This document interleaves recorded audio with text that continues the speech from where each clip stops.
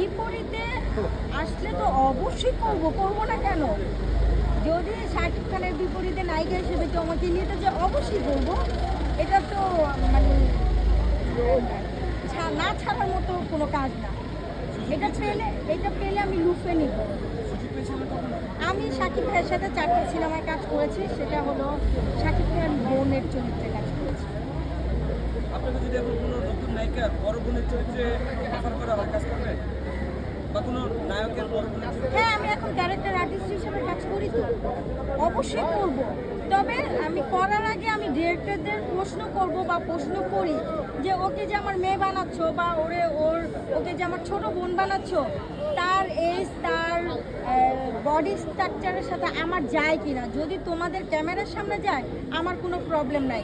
আমি এনি ক্যারেক্টারে এখন character artist হিসেবেই কাজ করতে চাই।